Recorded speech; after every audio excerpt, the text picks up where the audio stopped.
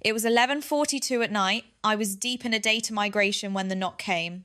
A man in a plain suit stood on my porch, handing me an emergency protective order. He wasn't a police officer. He was a process server, his face as blank as the legal notice he held. It had been filed by Noah, my boyfriend. The paperwork claimed I was stalking him. The irony didn't make me cry. It just hung there in the freezing night air, as cold as the realization setting in. Have you ever realized that someone you trusted was actually a complete stranger? Drop a comment below and let me know where you're listening from right now. It was 11:51 when I closed the front door behind the police officers. By 11:55, my laptop was open on the kitchen island. I didn't collapse against the wall. I didn't ask why. Anger wasn't loud this time. It was clinical. Noah's move wasn't a heartbreaking betrayal of our relationship. It was a hostile takeover. I rubbed my eyes, trying to summon regret, trying to feel the devastation a normal person might feel, but there was only absolute clarity. This wasn't a tragedy. It was a balance sheet. Fortunately, as the lead architect, I had implemented a hidden master key protocol, a hardware level override that Noah never knew existed. It was the ultimate failsafe for my digital infrastructure. With 10 years of experience as a system security consultant, I didn't panic. I treated my own life like a breached network that needed immediate remediation. I watched the cursor blink, steady, and rhythmic as I navigated to the user control panel and revoked Noah's access credentials. 3 clicks. That was all it took to sever the digital arteries he had slowly, methodically attached to my business over the last 10 months. I locked down the cloud storage next, initiating a 2-factor authentication protocol that only my physical devices could approve. My hands didn't shake. Love, I now realized, had been a subscription, and I had been footing the bill for a premium service that was actually malware.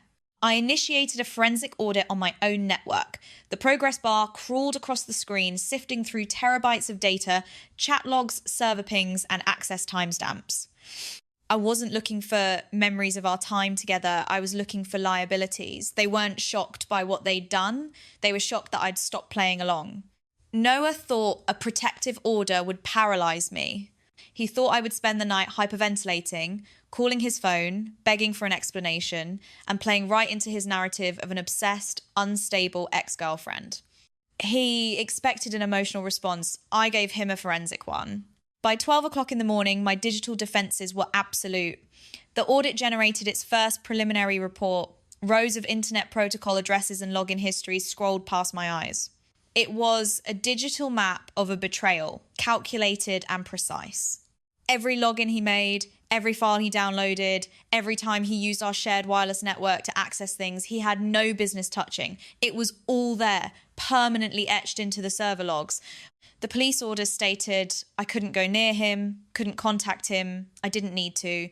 The battlefield wasn't physical, it was entirely digital, and I held the master key. I poured a glass of ice water, sat back down in the cool glow of the monitor, and began compiling the evidence into a secure, encrypted folder. I was going to dismantle his fabricated reality bite by bite.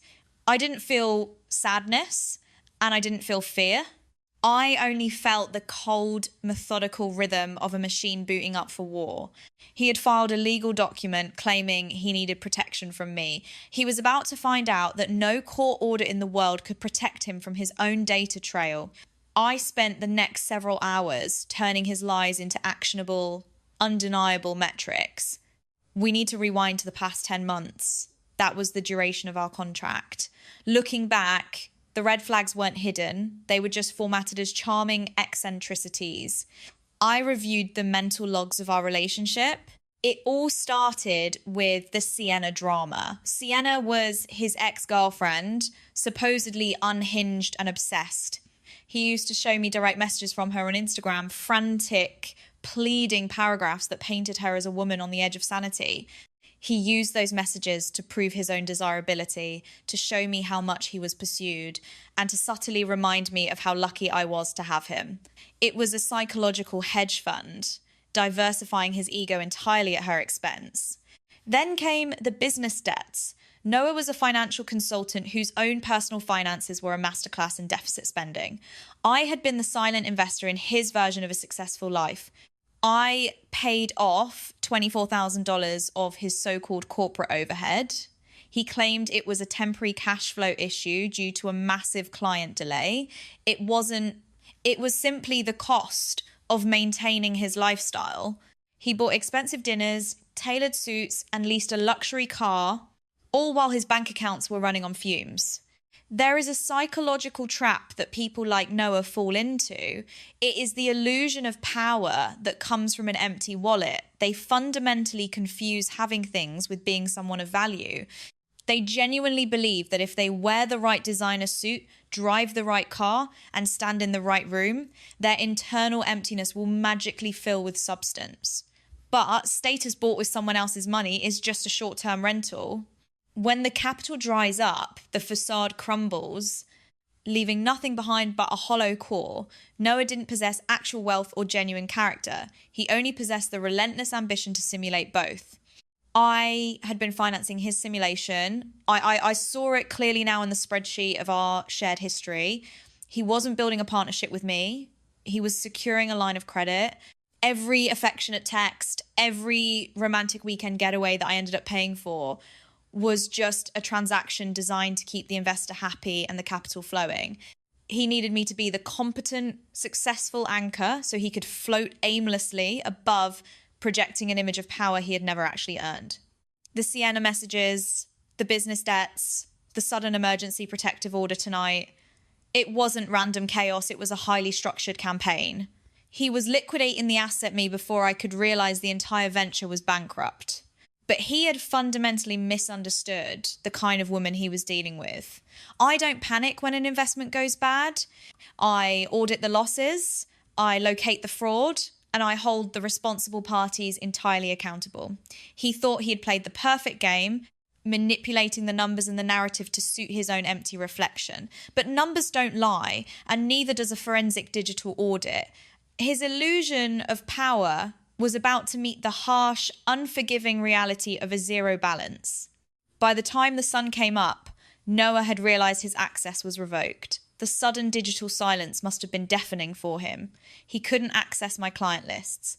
He couldn't tap into my cloud drives. His response was a hostile, public escalation.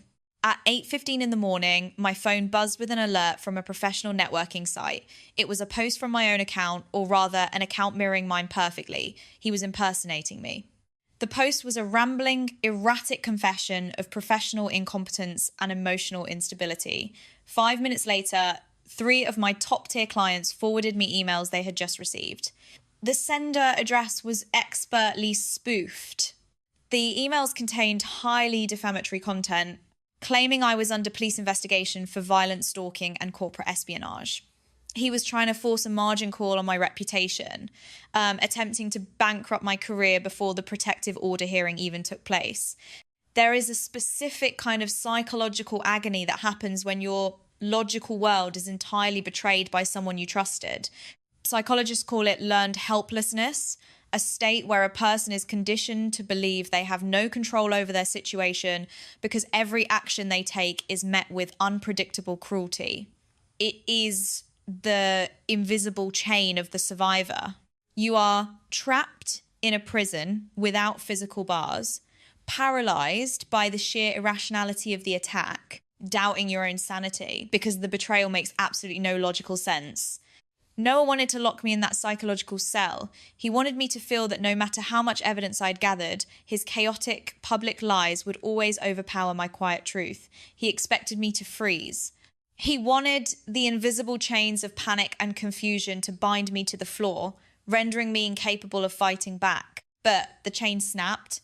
My logic wasn't betrayed, it was weaponized.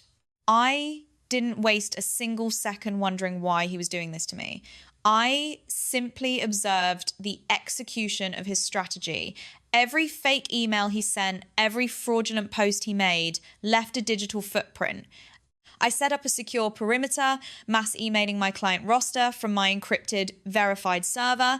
I informed them of a targeted cyber attack and requested they disregard any unverified communications. I maintained a tone of absolute professional detachment. Then I turned my attention back to the server logs. I watched the packets of data route through the network in real time. He was acting out of desperation, and desperate people are careless. In his rush to destroy my professional equity, he was leaving the exact trail of crumbs I needed to bury him.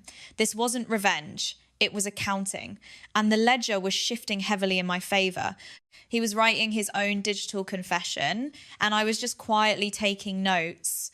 He believed he was controlling the narrative by flooding the zone with noise, but he forgot that noise leaves a frequency that can be tracked, measured, and traced right back to the source.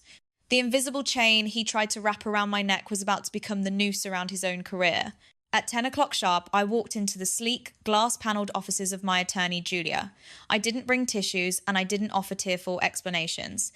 I brought a flash drive containing 42 gigabytes of encrypted network logs. Julia was a brilliant corporate litigator who treated the law the exact same way I treated data, without a shred of emotion and with absolute unrelenting precision. Before I touched anything, I had engaged a certified digital forensics firm to create a forensic image of the servers, ensuring a legally defensible chain of custody that would hold up in any federal court. I sat across her massive mahogany desk and slid the silver drive toward her. The narrative of the heartbroken, unstable stalker girlfriend died the moment she plugged it into her secure terminal. We opened the files together. The data trail was spectacular in its sheer arrogance. Using the foundational logs I had retrieved during my initial midnight lockdown, we began tracing the digital origins of his harassment. We didn't start with the defamatory emails from that morning. We started with the very foundation of his lies, Sienna, the supposedly obsessive ex-girlfriend. We cross-referenced the internet protocol addresses from the unhinged social media messages he used to show me. The data packets didn't originate from Sienna's location. They routed directly back to Noah's personal virtual private network. He hadn't been a victim of stalking. He had been the author, director, and sole proprietor of the harassment. He had completely manufactured a villain to consolidate his power over my empathy and my bank account. Next, we moved to the fake professional posts and the malicious client emails. I ran a custom script to trace the spoofed headers. They bypassed standard commercial servers and pinged directly off a dedicated static internet protocol address. It was the internal network of Noah's own financial consulting firm. He was using his company's proprietary hardware to execute a targeted cyber smear campaign against a private citizen. Julia leaned back in her leather chair, her eyes scanning the scrolling lines of code on her monitor. This was the pivot, the exact moment the paradigm shifted. Noah had tried to frame this as a messy, emotional domestic dispute, hoping a judge would simply separate two squabbling lovers and move on to the next case. But the data didn't speak the language of domestic disputes. The data spoke the language of corporate sabotage, wire fraud, and severe digital impersonation. We compiled the evidence into a pristine, heavily cross-referenced dossier. Every timestamp, every routed server, every fabricated message was neatly catalogued and mathematically undeniable. We were preparing a countersuit that would hit him with the force of a regulatory sanction. He thought he was playing a simple game of emotional manipulation. He didn't realise he had just stepped into a high-stakes professional tribunal, and I was sitting at the prosecution's table holding all the documentation. He had built his entire defence on the assumption that I would be too emotional to look at the math. It was a fatal miscalculation. Julia printed the final pages of the dossier, the sound of the laser printer serving as the final gavel drop on Noah's fabricated reality. We weren't just going to clear my name. We were going to systematically dismantle his entire professional existence using the very tools he had tried to use against me. Chapter 6. The Embezzlement Trap. By late afternoon, Julia brought in an independent forensic cyber investigator to officially verify my data pools and to ensure an unbreakable chain of custody for the upcoming hearing.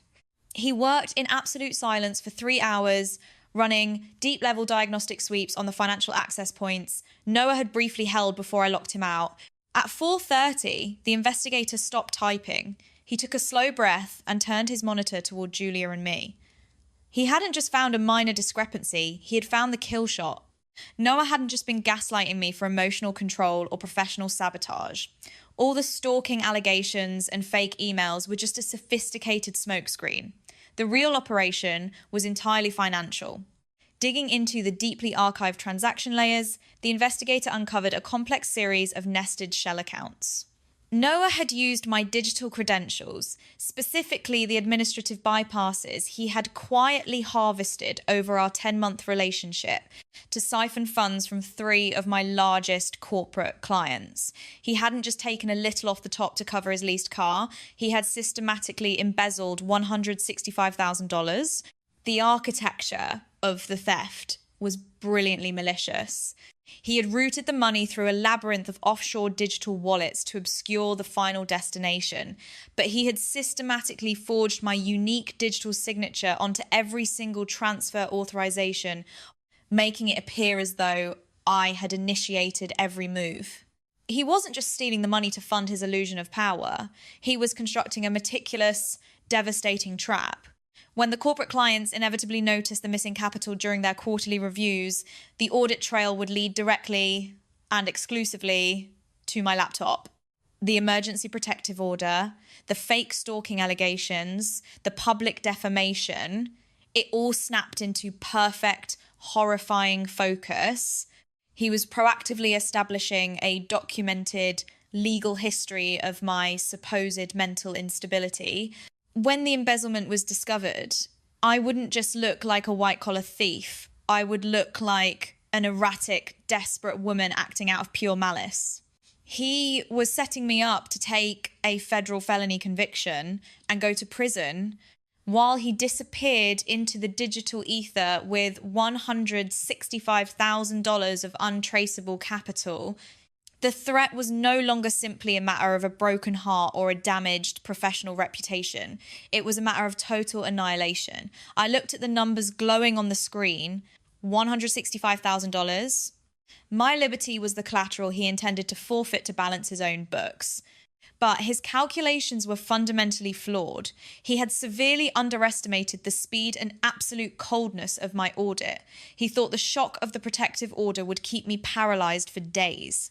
Instead, I had found the very bottom of his ledger in under 18 hours. The trap was fully illuminated, and I was about to slam it shut directly on his hands. He was about to learn the true cost of doing business with me. I didn't feel a shred of pity as the investigator finalized the report that would end Noah's freedom. He had meticulously planned to steal my future, packaging my life as the perfect scapegoat for his greed. Now, the felony-level threat he had engineered was completely inverted, pointing straight back at his own chest. Chapter 7. The Power, Flip, and Final Reflection. The emergency injunction was filed the very next morning. Through Julia, we requested a private mediation session under the guise of discussing the terms of the protective order. Noah walked into the downtown conference room wearing a tailored Italian suit, projecting the smug, victorious aura of a man who believed his hostile takeover was entirely complete. He expected to see a broken, sobbing woman begging for leniency and a chance to explain herself. Instead, he saw me sitting perfectly still, my hands folded on the table, flanked by Julia. I was completely alone with my attorney, but I knew that just outside the conference room, 2 senior detectives were waiting to serve an arrest warrant the moment the mediation concluded. His smile evaporated instantly, the illusion of power drained from the room in a matter of seconds, leaving behind only a very frightened man standing in an expensive rental of a life. Julia didn't raise her voice. She simply slid the heavy dossier across the table. She laid out the internet protocol logs, the spoofed emails, and finally the offshore routing numbers containing the stolen 100. We informed him, coldly and methodically, that the server audits had captured his keystrokes. The detectives turned on a recording device, placing it in the center of the table. Cornered and completely stripped of his arrogance, Noah's composure shattered into pieces.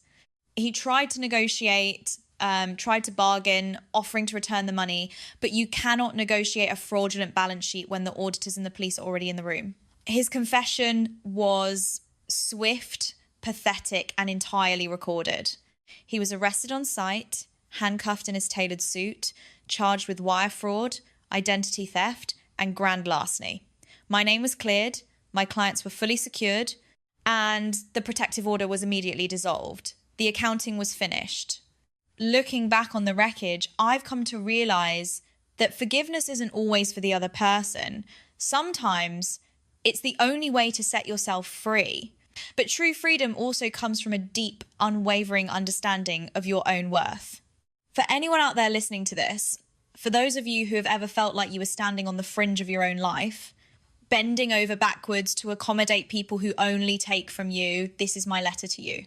You are not required to finance someone else's ego with your own sanity. You do not have to be the silent investor in a relationship that yields nothing but pain. When you finally decide to cut the toxic ties, they will call you difficult. They will try to rewrite the history to make themselves the victim. Let them. Your peace is not up for negotiation. You are allowed to walk away from tables where respect is no longer being served. Setting boundaries doesn't make you the villain. It makes you the protector of your own peace. If this story resonated with you, share it with someone who needs to hear it. Subscribe for more.